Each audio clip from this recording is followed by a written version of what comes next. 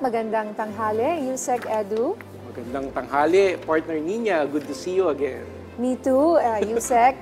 And I know busy kayo ngayon because of what happened sa Davao at sa Mindanao, no? Meron bang update ang DSWD tungkol dyan, Yusek? Tama yan, partner Nina. Actually, nandun ang ating Pangulong BBM ngayon kasama si Secretary Rex para rumisponde sa mga pangangailangan ng ating mga nabiktima nitong patuloy na pagbaha dito sa Davao Region, kasama rin ang Caraga at Region 12, maging mga ilang probinsya sa BARM, partner niya, tuloy-tuloy kasi itong shear line at meron ding LPA, nagsanib puwersa kaya lala ng sitwasyon at tuloy-tuloy ang pagbaha dito sa mga lugar na ito. At sa pagtatala po natin sa ating monitoring ng ating disaster response team ay meron tayong naitalang more than 1.2 million individuals na partner or 350,000 families ang affected so far across the Davao, Caraga, Region 12 and the BARM regions. Meron tayong nalista rin na more than 200 na evacuation centers sa kasalukuyan. Tuloy-tuloy naman ang ating relief operations dahil mabilis na po ang responde ng DSWD ngayon.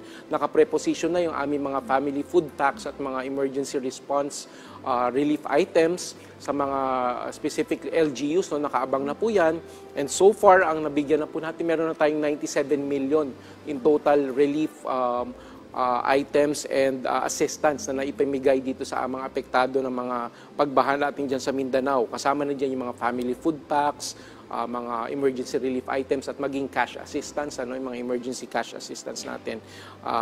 Ang good news natin, kahit po magtuloy-tuloy ito, may pondo pa naman po ang ating pamahalaan. May naka-standby po kami sa DSWD na 3.2 billion na pang relief operations. So, kaya tulad na sinabi natin, nandyan po si Pangulong Bongbong Marcos ngayon at kasama si Kalihim Secretary Rex Gatchalian ng DSWD para maghatid tulong sa ating mga kababayan na baha dyan sa Davao Region. Yusek, hanggang kailan pa kaya itong nakikita mong relief operations dyan po sa Mindanao?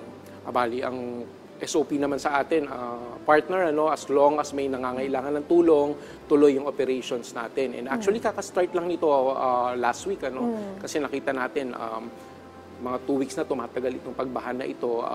So, nag-start na tayo ng relief operations. At usually naman sa ganyan, it takes about a month, Okay. Kapag sa ganyang scale ng damages. Pero as I said, as long as merong nangangailangan, nandiyan po yung DSWD sa komunidad at magbibigay po ng tulong. Maraming salamat sa mga update na yan, Yusek Edu.